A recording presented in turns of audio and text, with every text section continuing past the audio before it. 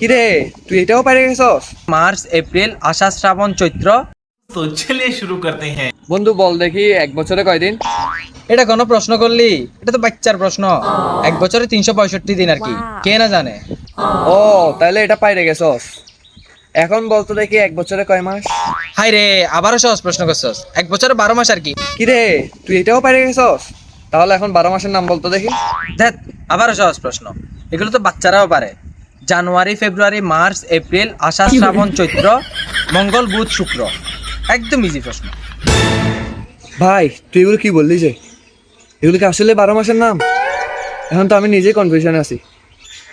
আচ্ছা বাদ দে, এখন দেখি 7 দিনের নাম বলতো। মামা, তুই আমাকে বেশি আন্ডার এস্টিমেট করে ফেলছস। এগুলো বাচ্চাও জানে, বাচ্চা বাচ্চা বাচ্চা ছোট ছোট বাচ্চা আছে না, ওরাও জানে। দাঁড়া, আমি তোকে এখন বলছি 7 দিনের নাম।